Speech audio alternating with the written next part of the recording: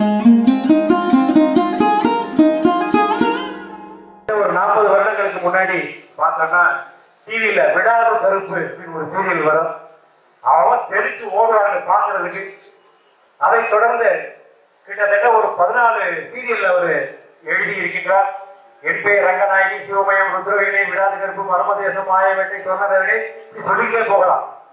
அது ஒரு புறம் இருக்க கிட்டத்தட்ட 68 நூல்களை எழுதி இருக்கிறார். நல்லா கைவிடலாம். 68 நூல்களை எழுதி இருக்கிறார். நான்லாம் ஒரு 14 நூல் எழுதுறதுக்குன்னா நாக்கு தள்ளி போச்சு. உங்கள் பலத்த கரமணியுடன் இந்திரா சௌந்தரராஜன் அவர்களை வாழ்க்கையும் ஏய உணர்விக்கும் என் அம்மை தூய உருப்பழிந்து போல் வாழ்வாள் என் உள்ளத்தின் உள்ளே வறுப்பழிந்து வாராது இடம் படிக நிறமும் பவழ செவ்வாயும் கடிகமல் பூந்தாமரை போர் கையும் துளியடையும் அல்லும் பகலும் மனவர்தமும் துதித்தால் தள்ளும் சொல்லாதோ கதை. பேரன்பிற்கும் பெரும் மதிப்பிற்கும் உரிய அவையிலே வைத்திருக்கக்கூடிய சான்றோர் பெருமக்களே,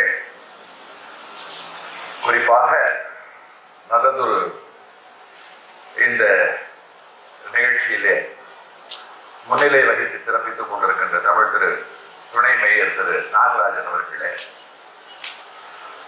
மாற்று கருத்துக்கள் பல இருந்தாலும் நான் பெரிதும் வியக்கின்ற அருமை நண்பர் பேராசிரியர் அருணன் அவர்களே, இந்த நிகழ்ச்சியின் மூலமாக நல்லதொரு விருதை பெற்று மேலும் திரைப்படத்துறையிலே பெரிய அளவிலே பிரகாசிக்கின்ற திரைப்பட நகைச்சுவை நடிகரும் திரு முத்துக்காளை அவர்களே, மதுரையினுடைய இன்னொரு அடையாளமாக மாறிக்கொண்டு நல்ல சுவையான உணவை திரும்பின பக்கமெல்லாம் வழங்கிக் கொண்டிருக்கின்ற வளர்ந்து கொண்டிருக்கின்ற அருமை நண்பர் தமிழ் திரு திரு டெம்பிள் சிட்டி குமார் அவர்களே,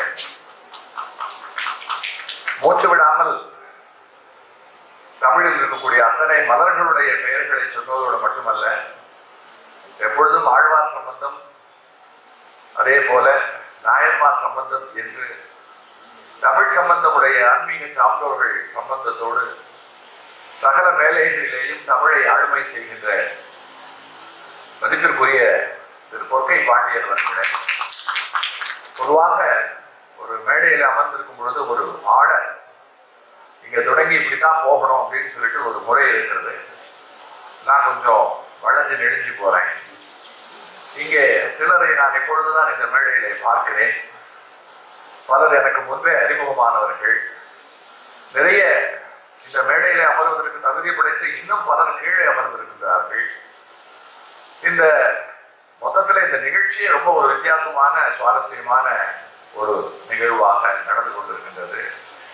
ரொம்ப பெரிய வியப்பு என்னன்னா, இவ்வளவு பெரிய கல்லூரி, அந்த கல்லூரியில இப்படி ஒரு நிகழ்ச்சி நடப்பதற்கு இடத்தை எல்லாம் கொடுத்து விட்டு நியாயமான ஒரு மிகப்பெரிய வருத்தம், தமிழ்ல 10ஆம் கிளாஸ்ல ஒருத்தர் கூட பாஸ் பண்ணல அப்படிங்கிற ஒரு பெரிய உண்மையான வருத்தத்தை வெளிப்படுத்தி விட்டு ரொம்ப அமைதியாக வந்திருக்கின்ற திரு விஜயராகவன், இப்படி நிறைய நான் குறிப்பிட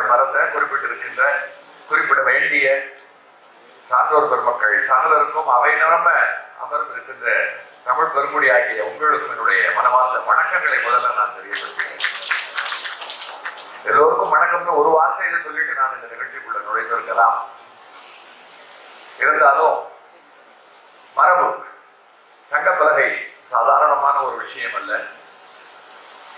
ரொம்ப அழகான ஒரு லோகம் தமிழ் மதுரை. அதை விட எனக்கு என்னன்னா, தமிழ் அரசியின் தலைமையகம், தலைநகரம் இது மதுரை அப்படின்னு சொல்லிட்டு ரொம்ப சிறப்பான சிந்தனைகளோடு வடிவமைப்பு செய்து திரு சித்தார்த்த பாண்டியன் அவர்கள் இந்த அமைப்பை உருவாக்கி அதற்கு பிறகு ரொம்ப பிரயாசைப்பட்டு ஒரு தனி மனிதர் குறைந்தும் பலரை எல்லாம் கூட்டு சேர்த்து பலமாக்கி கொண்டு தமிழ்நாட்டில் குறிப்பாக மதுரையில எங்கெல்லாம் தமிழர்கள் இருக்கிறார்கள், யாரெல்லாம் பாராட்டப்பட வேண்டியவர்கள், அவர்களை எல்லாம் தேடி அழைத்து இப்படி ஒரு மேடையில் அவர்களை அமர செய்து அவர்களுக்கு தெரிவித்து அவர்களுக்கெல்லாம் விருது வழங்கி சிறப்பு செய்கிறார்கள் அப்படின்னு சொன்னா அதை எப்படி பாராட்டுறது அப்படின்னு எனக்கு தெரியல. ஏன்னா இந்த நிகழ்ச்சிக்காக அவர் எனக்கு தொலைபேசியில அழைத்த பொழுதுதான் எனக்கு அவரை தெரியும். ஆனால் நன்கு தமிழ் தெரிந்த தமிழ் ஆய்ந்த ஒரு புலவனுக்கோ எழுத்தாளனுக்கோ பேச்சாளனுக்கோ தமிழ் தெரிந்திருந்தால் போரும். தமிழர்கள் அவ்வளவு பேருமே ஒருவருக்கொருவர் தெரிந்தவர்கள் தான். ஏன்னா தமிழ் ஒரு பெரிய இணைப்பு பாலமாக இருந்து விடுகிறது. நான் தெரியலனாலும் என் எழுத்து அவருக்கு தெரிந்திருக்கிறது, அவருடைய அமைப்பு எனக்கு தெரிந்திருக்கிறது. ரெண்டும் சேர்ந்து இப்ப இந்த மேடையில எல்லாரும் கலந்தாச்சு. மதுரையினுடைய சிறப்பை பற்றி எனக்கு தெரிஞ்ச ஒரு 20 நிமிஷத்துக்குள்ள ரொம்ப கலோக்கியலா எல்லாருக்கும் புரிகின்ற விதத்தில் ரொம்ப ரசிச்சேன். தூங்கா நகரம் அப்படிங்கிறதுக்கு அவர் சொன்ன கருத்து, தூங்கணும்னு சொன்னது அப்படிங்கிறது வந்து எதிர்மறை சிந்தனை அல்ல. தூங்கினாதான் பகல்ல நம்ம பணியாற்ற முடியும். தூங்குகிற கடவுள் தான் ரங்கநாதர், ஆடுகின்ற கடவுள் நடராஜன். இங்க தூங்கி சக்தி பெற்று அவன் ஆடுகிறான். 2 பேரும் ஒண்ணுதான். இந்த ராத்திரி அவன் பகல் அப்படின்னு காஞ்சி பெரியவர் அவர்கள் சைவ வைணவ ஒற்றுமைக்கு இலக்காக தூக்கக்காரன் ஆட்டக்காரன் அப்படின்னு அவங்க 2 பேரும் சொல்லுவார். ஆகையினால தூங்குறது அப்படிங்கிறது வந்து ஓய்வு, சக்தியை திரட்டுதல் அப்படிங்கிறதுக்கான பொருள் மட்டும் அல்ல. அது இடைக்காலத்துல வந்தது. உண்மையில் தூங்கா நகரம் அப்படிங்கிற பெயர் எதிலிருந்து வந்ததுன்னா மீனாட்சி கிட்ட இருந்து தான் வந்தது. மீனாட்சியினுடைய கண் 2 மீன்களை போன்றவை. மீன்கள் எந்த காலத்திலும் தூங்கினதே கிடையாது. அதே போல மீன் தன்னை சுற்றி இருக்கக்கூடிய குஞ்சுகளை எல்லாம் கண் பார்வையிலேயே பார்த்து பொறிக்குமாம், கண்காணிக்குமாம். அது எப்பொழுதும் விழித்து கொண்டே இருக்கிறது. நீங்கள் மீனாட்சி அம்மன் கோயிலுக்கு போனா போகும், தெரியும் உங்களுக்கு. எல்லா தெய்வமும் அருள்வதற்கு கையை இப்படி வைத்துக் கொண்டிருக்கும். ஆனால் மீனாட்சி கையில கிளியை வைத்துக் கொண்டிருப்பாள். அவள் வந்து கையை காட்டி அருள வேண்டிய அவசியம் இல்லை. உன்னை நான் பார்த்தால் போதும், நீ என் பார்வையில் பட்டால் போதும், உனக்கு என்னுடைய அருள் கிடைத்து விடுகிறது அப்படிங்கிறது மதுரை மீனாட்சிக்கு இருக்கக்கூடிய ஒரு பெரும் சிறப்பு. அந்த மீன் எப்படி ஆட்சி செய்து கொண்டிருக்கிறதோ அதுபோல தூங்காமல் அது எப்படி ஆட்சி செய்து கொண்டிருக்கிறதோ அதுபோல துஞ்சாமல் ஒரு ஆட்சி இந்த மதுரையில எந்த நாளும் நடந்து கொண்டிருக்கிறது அப்படிங்கிறது தான் மதுரைக்கு இருக்கக்கூடிய சிறப்பு. மதுரைன்ற வார்த்தைக்கு இன்னொரு பொருள் என்னன்னா அமிழ்தம் அப்படின்னு. மதுரம்னா சமஸ்கிருதத்துல அமிழ்தம்னு பேர். இந்திரன் இங்கே சித்திரை திருவிழாவின் போது அவன் தான் இந்த கோவிலை எழுப்பினான். தன்னுடைய ஐராவதங்களையே தூணாக வைத்து கோவிலை கட்டினான். இன்னைக்கு சொக்கநாதர் சன்னதிக்குள்ள போய் பார்த்தா 4 பக்கம் 4 ஐராவதங்கள் தான் தாங்கி கொண்டு நிற்கும். அவன் எப்ப பார்த்து சேட்டை பண்ணுவான், அதனால சாபத்துக்குள்ளாவான். அந்த சாப நிவர்த்தி அவனுக்கு மதுரையில தான் கிடைச்சது. அவன் செய்த சேட்டை குருவை மதிக்காமல் போனது. குரு அப்படின்னு சொன்னா நமக்குள்ள ஒரு வெளிச்சம் தருகிறவர் அப்படிங்கிறது தான் அதுக்கு உண்மையான பொருள். அப்போ நமக்கு ஒன்றை கற்றுத் தருகிறவர், நமக்குள்ளே வெளிச்சத்தை பாய்ச்சுகின்றவர், நம்மை இருளிலிருந்து நீக்குகின்ற ஒருவர், அவர் மதிக்கப்பட வேண்டும். அவர் மதிக்கப்படவில்லை என்று சொன்னால் மதிக்கப்படாதவர் மிதிக்கப்படுவார் அப்படிங்கிறது தான் இந்திரன் நமக்கு சொல்லுகிற செய்தி. அப்படிப்பட்ட இந்திரனுக்கு விமோச்சனம் இந்த மதுரையில தான். அவன் கோவில் கட்டி இங்கே வழிபாடு செய்த பொழுது சிவபெருமான் வெண்ணிலே தோன்றி தன் சடையிலே இருக்கக்கூடிய அமிழ்தத்தை எடுத்து தெளித்தாராம். மதுரை துளி. அது மதுரை துளி பட்டதுனால அதுக்கு மதுரைன்னு பேர். இந்த மதுரை 2 விஷயத்தை சொல்லுகிறது. உங்களுக்குள்ளே வெளிச்சம் பாய்ச்சிய குருநாதர்களை மதிக்க தவறிவிடாதீர்கள் அப்படின்னு அது மறைமுகமாக ஒரு செய்தியை சொல்லிக் கொண்டிருக்கிறது. குருநாதர்கள் எல்லோரும் ஆன்மீகவாதிகளாகத்தான் இருக்கணும் அப்படிங்கிற அவசியமே கிடையாது. ஆன்மீகம் நாத்திகம் அப்படிங்கிறது வந்து நாணயத்தினுடைய 2 பக்கம் போல இருக்கிற ஒன்றுதான் இல்லாமல் போக முடியும். ஆகையினால இப்போ நான் இங்க இருக்க, என் வீட்டுல இல்லை, அங்க போய் தேடினா இல்லைன்னு தான் சொல்லுவாங்க. அப்ப நான் உண்மையில இல்லாம போயிடல. அதனால ஒரு நாத்திகவாதி கடவுள் இல்லை என்று சொல்லுகிற காரணத்தினால அவர் இல்லாமல் தான் போய்விட மாட்டார். அவர் வரையில் அவர் அப்பொழுது இல்லாமல் இருக்கிறார். அதன் கடவுளே கவலைப்படல, அதை பத்தி நாம ஏன் கவலைப்படணும்? ஆகையினால ஒரு நல்ல நட்புக்கு, நல்ல தொடர்புக்கு, செயல்படுவதற்கு ஆன்மீகம் எங்கேயும் தடை கிடையாது. முரண்கள் உள்ளது உலகம். முரண்களை நேசிக்க கத்துக்கணும். முரண்களை நேசிக்க பழக நீங்கள் கற்றுக்கொள்ளவில்லை என்று சொன்னால் நட்பு இல்லாமல் போய் பகைதான் வளரும். அதனால நான் அதெல்லாம் கடந்தவன் அப்படிங்கிற முறையில எனக்குள்ள இடப்பக்கம் ஒரு கம்யூனிஸ்ட் உண்டு, வலப்பக்கம். அதனால எல்லாருக்கும் எனக்குள்ள ஒரு இடம் உண்டு. என் தராசு எல்லா சாமானையும் குழுங்கா இடம் போடும். துலாக்கோல் சரியா இருக்கான்னு பாக்குறது மட்டும்தான் ரொம்ப முக்கியம். அதனால எனக்கு இது ரொம்ப ஒரு பிடித்த மேடை. பலவிதமான மக்களும் பலவிதமான கொள்கை கோட்பாடுகள் கொண்டவர்களும் இந்த மேடையில் இருக்கிறார்கள். துணிச்சலாக சித்தார்த்த பாண்டியன் அத்தனை பேரையும் அணுகி அவர்கள் இந்த மேடையில் உட்கார வச்சு அவர்களுக்கெல்லாம் விருது அப்படின்னு சொல்லி அதெல்லாம் அந்த மாற்று கருத்துக்களை மதிப்பது அப்படிங்கிறது இல்லையா, அதெல்லாம் ஒரு மிகச்சிறந்த விஷயம். அதெல்லாம் இந்த மேடையில இன்றைக்கு இங்கே நகர்ந்து கொண்டிருக்கிறது. ஒரு காலை நேரம் 9 மணிக்கு நிகழ்ச்சி வச்ச பொழுது எனக்கு அச்சமா இருந்தது. இது உங்களுக்கு ரொம்ப தன்னம்பிக்கை. 9 மணிக்கு யார் வருவா அப்படின்னு சொன்னேன். எப்பொழுதுமே நம்ம மக்கள் பழகினவர்கள். 9 அப்படின்னு சொன்னா 10 அப்படின்னு அவர்களுக்குள்ள ஒரு அர்த்தம் இருக்கு. அப்படின்னா 10ன்னு சொன்னா எப்படியும் 10:30 ஆயிடும் அப்படின்னு சொல்லிட்டு நாம எப்பொழுதுமே வளைந்தே பழகி இருக்கிறோம். நேர்கோடாக இருப்பது அப்படிங்கிறது தூங்கும் போது கூட கிடையாது. அப்ப கூட வளைஞ்சு நெளிச்சுப்படுத்தா தான் தூக்கம் வருது. நம்மளை அப்படியே பழக்கி இருக்கிறார்கள். நிறைய பொது புத்தி நமக்குள்ளே நிறைய விஷயங்களை செய்திருக்கிறது. ஏன் சொல்றேன்னாக்கா, சங்கப்பலகை மிக சரியாக இடையிடும். சங்கப்பலகைக்குள்ள ஒண்ணு வச்சாச்சு, சங்கப்பலகை ஒன்றை ஏற்றுக்கொண்டு விட்டதுன்னா அவ்வளவுதான், அப்பீலே கிடையாது. அதனாலதான் அம்மை கேள்வி வள்ளுவரை ஏற்றுக்கொள்ள மறுத்த போது தரதரவரன் இழுத்து கொண்டு போய், நீங்கள்லாம் யாரா ஏற்றுக்கிறதுக்கு, இங்க இருக்கக்கூடிய ஒரு பலகை, இங்க பலகைன்னு சொல்லும் பொழுது மரத்தால நாமெல்லாம் உட்காந்துக்கிற ஒரு பலகையை நீங்க கற்பனை செய்து பார்த்து கொள்ள கூடாது. இந்த பலகை ஆசனம் அப்படின்னு பேரு. ஆசனம்னு சொன்னா உடனே அதுல எல்லாரும் ஏறி உட்காந்துருவாங்க அப்படிங்கிறதுனால அதுக்கு கால்களை வைக்கல, அதை தட்டையாக வைத்தார்கள். அது தட்டையாக இருந்தாலும் தட்டையான ஒன்றை அது ஏற்காது. அது தட்டையா இருக்குமே தவிர தட்டையான ஒன்றை அது ஏற்காது. ஏன்னா நான் தான் தட்டை, என் மேல ஒண்ணு நிக்கணும்னா கால் வேணும். கால் உள்ளது மட்டும்தான் நிற்கும், கால் உள்ளதால் மட்டும்தான் நிற்க முடியும். மொழியிலேயே நீங்க காலை நீக்கிட்டீங்கன்னு சொன்னா அவ்வளவுதான் முடிஞ்சு போச்சு. நம்ம தமிழ் எழுத்து 12 இருக்க உயிர் எழுத்து உலகத்திலேயே எனக்கு தெரிஞ்சு கோடு கோடு வளர்ச்சா மொழி.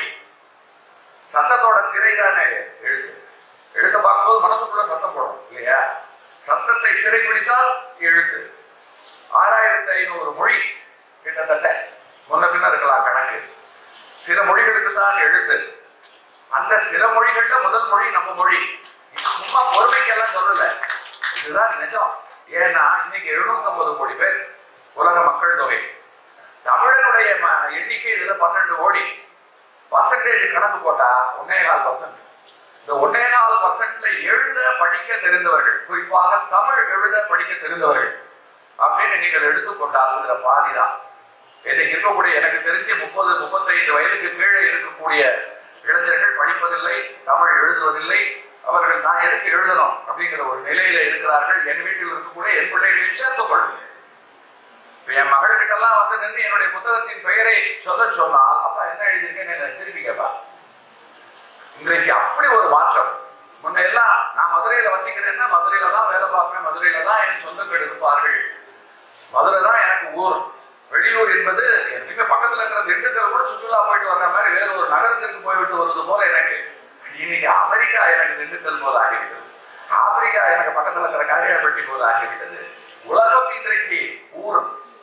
நான் இங்க இருந்தா எல்லாம் குழைக்க முடியாது, நான் எல்லா இடத்துக்கும் போய் ஆகணும், போனாதான் எனக்கு எங்க வேலை கிடைக்கும்னு தெரியாது. அப்படிங்கிறதுனால சுருக்கிய 26 எழுத்து கொண்ட ஆங்கில மொழி இருக்கே, அதை நான் எல்லாமே ஏத்துக்கிறேன், எல்லா மொழியும் ஏத்துக்கிறேன். எனக்கு சங்கம் கிடையாது, என்ன கேள்வி கேட்க ஆள் கிடையாது, நான் இப்படி நெளிஞ்சேன் அப்படி குனிஞ்சேன் இப்படி வளர்ந்தேன் அப்படின்னு சொல்லி என்ன திட்டத்துக்கு ஆள் கிடையாது, என்ன கண்காணிக்கிறதுக்கு ஆள் கிடையாது அப்படின்னு தன்னை அது அவிழ்த்து விட்டு கொண்ட காரணத்தினாலே இன்றைக்கு ஆங்கிலம் உலகம் முழுக்க பிறகு எல்லோராலும் ஏற்றுக்கொள்ளப்பட்ட ஒன்றாக ஒரு மொழியாக மாறி இன்றைக்கு அது இருந்து அது பேசினால்தான் வளர முடியும் அப்படிங்கிற மாதிரி ஒரு சூழ்நிலை உருவாகியிருக்கிறது.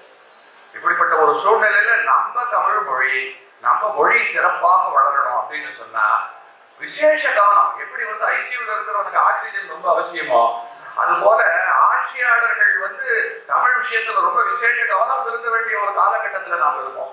அது வந்து மிகப்பெரிய கொடூரமான விமர்சனங்களுக்கு ஆட்பட்டாலும் அதை பற்றி கவலை இல்லை.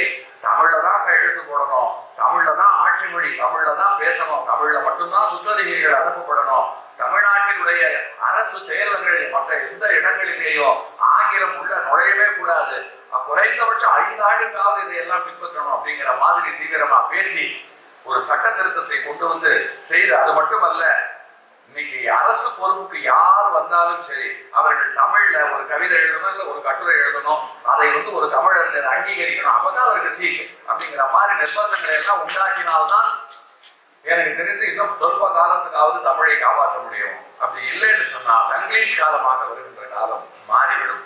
நம்ம கண்ணெதுக்கே 25-30 வருஷம் கழிச்சு நம்ம எதிரிலேயே நம்முடைய மொழி இன்றைக்கு நாம் பிற மொழிகளை ரொம்ப வித்தியாசமா பார்க்கிறோம் இல்லையா, அந்த மாதிரி பார்க்கக்கூடிய ஒரு சூழ்நிலை வந்துடும்.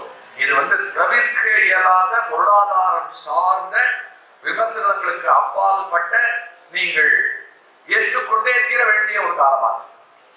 ரெண்டு அணியா பிரிச்சா இதுதான் சரி அப்படின்னு பேச முடியும், இது தப்புன்னு பேச முடியும். ரெண்டுக்கும் இடம் கொடுக்கக்கூடிய ஒரு விஷயமாக இன்றைக்கு நம்முடைய மொழியின் சூழலும் மொழியின் நிலைமையும் இருக்கிறது. அப்படிப்பட்ட ஒரு சூழ்நிலை எனக்கு என்ன ஆசிரியர்னா, மதுரையில் எப்படியும் வாரத்துக்கு 2-3 நிகழ்வுகள், இலக்கிய நிகழ்வுகள் நடந்து கொண்டே இருக்கிறது. அங்க தமிழ் காஞ்சி பற்றி, தமிழை பற்றி, மதுரை காஞ்சி பற்றி, பட்டினப்பாலை பற்றி எல்லா இலக்கியங்களும் பேசப்படுகின்றன. நானும் ஒவ்வொரு கூட்டத்துக்கு வரும்பொழுதும் அந்த கூட்டத்தில் இருக்கின்றவர்களை எல்லாம் பார்ப்பேன். 40-45 வயசுக்கு மேல இருக்கிறவங்க தான் வர்றாங்களே தவிர இளைஞர்களோ கல்லூரிக்கு செல்லுகின்றவர்களோ மாணவர்களோ பெரிய அளவுல வருவதே இல்லை. நான் இப்படி சொல்லும் பொழுது ஒரு பாப்பாவை காட்டுறாங்க, ஒரு 4-5 பேர் விதிவிலக்குகளெல்லாம் நான் எப்பொழுதுமே உதாரணமா எடுத்துக்கிறது இல்லை. எல்லா இடத்துலயும் 10% விதிவிலக்குகள் உண்டு. அதனால இலக்கிய இலக்கண கூட்டங்கள் பாருங்க, இத்தனைக்கு இது கல்லூரியில் நடக்கிற நிகழ்வு. இங்க நிறைய மாணவர்கள் பங்கு கொண்டாலே ரொம்ப சிறப்பா இருக்கும். அதனால மாணவம் நோக்கி நிகழ்வுகள் செல்லப்பட வேண்டும், மாணவம் நோக்கி தமிழ் நகர்த்தப்பட வேண்டும், விசேஷ கவனம் தமிழ் மொழியால் செலுத்தப்பட வேண்டும். வெறும் தமிழ் வாழ்கன்னு சொல்லிட்டதுனால தமிழ் வாழ்கிறாது. எனக்கு தெரிஞ்சு போன நூற்றாண்டுல ஒரு கண்ணதாசன், அதற்கு பிறகு இந்த நூற்றாண்டுல பெருசா பேர் சொல்லிக் கொள்ளக்கூடிய அளவுக்கு இவரோட எழுத்து அத்தனை சுலபத்துல காலவட்டம் கொண்டு செல்லாது அப்படிங்கிற நிலையில இன்னமும் எழுதக்கூடிய ஒருவர் கண்ணுக்கு தென்படல. அவர்கள் எல்லா விதமான இசங்களுக்கும் அப்பாற்பட்டவர்களாக ஒரு புதுமையானவர்களாக இருந்து கொண்டு அவர்கள் எழுதி நிலைப்படுத்த வேண்டும். அப்பதான் அந்த காப்பியங்கள் இருக்கும். ஒரு போன நூற்றாண்டை எடுத்துக்கொண்டால் அரசியலுக்கு ஒரு மகாத்மா, அதே போல கவிஞர்கள் அப்படின்னு எடுத்துக்கொண்டால் ஒரு தாகூர் இருக்கார், ஒரு பாரதி இருக்கார். இப்படி நம்ம வரிசையா பட்டியல் போட்டு சரித்திரத்துல இடம் பிடித்து விட்ட மாற்ற கருத்து இருந்தால் எல்லாம் இந்த விஷயத்தை நான் இவர்கிட்ட ஏற்றுக்கிறேன், இந்த சிறப்பை நான் ஒத்துக்கிறேன் என்று சொல்லக்கூடிய பல்லோர் இருந்தார்கள். ஆனால் இப்பொழுது ஆட்சி 23 வருஷம் இன்னும் இருக்கு, 77 வருஷம் இருக்கு. இதுக்குள்ள நிச்சயமா இந்த நூற்றாண்டையும் இதிலையும் தமிழை தாங்கி பிடிக்கின்ற அறிஞர்கள் தோன்றுவார்கள், தாங்கி பிடிப்பார்கள் அப்படிங்கிற நம்பிக்கை எனக்கு இருக்கு. அப்படிப்பட்ட நம்பிக்கை வளர்வதற்கு காரணமாக இது போன்ற நிகழ்ச்சிகள் எல்லாம் நடந்து கொண்டிருக்கிறது. என்னை கூப்பிட்டு எனக்கு விருது கொடுக்க முன் வந்த போது நான் சொன்னேன், நான் ஒன்றும் பெருசா கிழிச்சிட்டா மாதிரியே ஒண்ணுமே எனக்கு தெரியல. என்னை கூப்பிட்டு நீங்க சொல்றீங்களே, என்னை இப்பதானே நீங்க பாக்குறீங்க, எனக்கு தெரிஞ்சு இந்த மதுரையில கௌரவிக்கப்பட வேண்டியவர்கள் எவ்வளவு பேர் இருக்காங்க தெரியுமா அப்படின்னு நான் கேட்ட பொழுது அவர் எனக்கு நிறைய நியாயமான பதில்களை எல்லாம் சொன்னார். சொல்லிட்டு நீங்களும் வாங்க அப்புறம் சொன்னார் யாரெல்லாம் வராங்க அப்படின்னு கேட்ட பொழுது இந்த மாதிரி அருணன் வருகிறார், அவர் நாகராஜன் வருகிறார், நாங்க இந்த மாதிரி பார்த்து எல்லாத்தையும் அழைக்கிறோம் அப்படின்னு சொல்லும் பொழுது இந்த மாதிரி ஒரு மேடை. ஏன்னா இப்ப நான் அருணன் சாரை எனக்கு தெரிஞ்சு ஒரே ஒரு கூட்டத்துல இருக்கணும்னு நான் அவரை சந்திச்சு பேசியிருக்கேன். அதுக்கப்புறம் வாய்ப்பே வரல. அதனால இப்படி ஒரு வாய்ப்பு வரும் பொழுது அந்த வாய்ப்பை பயன்படுத்தி கொள்ளணும். அதனால நான் இந்த மேடையில விருது பெற வந்தேன் என்று சொல்லுவதை விட விருது பெறுகின்றவர்களை வாழ்த்த வந்தேன், விருது பெறுகின்றவர்களை வாழ்த்துகின்றவர்களை பார்க்க வந்தேன், அவர்கள் பேச்சை கேட்க வந்தேன். வந்த இடத்துலதான் நானும் டெல்லிக்கு அல்வா கொடுப்பது போல உங்களுக்கு உங்க முன்னாலே நான் பேசிக் கொண்டிருக்கிறேன். ஒரு நல்ல சந்தர்ப்பம். அந்த சந்தர்ப்பத்தை திரு சித்தார்த் பாண்டியன் அவர்கள் செய்திருக்கிறார். நல்ல பெயரால ஒரு நிகழ்ச்சியை தொடங்கி இருக்கிறார். சிறுதுளி பெருவெள்ளம், சிறுக கட்சி பெருக வாழ் அப்படின்னு சொல்லிட்டு சின்னதுல இருந்து பெருசார்ந்துதான் நிலைக்கும். 3ஆம் ஆண்டு நிகழ்வு இது. இன்றைக்கு இந்த அளவில் இருக்கிறது. இது இன்னும் பெரிதாகி சங்கப்பலகையிலிருந்து ஒரு விருது எனக்கு கிடைச்சிருக்குன்னு சொன்னா அது சாகித்ய அகாடமி ஞானபீட விருதுக்கும் மேலானது அப்படின்னு எல்லாரும் நினைக்கக்கூடிய அளவுக்கு இந்த அமைப்பு ஒரு நல்ல பெரிய அமைப்பாக வளர்ந்து இன்னமும் கௌரவிக்கப்பட வேண்டிய சான்றோர் பெருமக்கள் கௌரவிக்கப்பட்டு மதுரை மேலும் சிறந்து ஓங்கி ஒரு அருள் நகரமாக, பொருள் நகரமாக, இருள் நீக்கும் ஒரு ஒளி நகரமாக விளங்க வேண்டும் என்கின்ற என்னுடைய விருப்பத்தை சொல்லி விடைபெற்றுக் கொள்கிறேன்.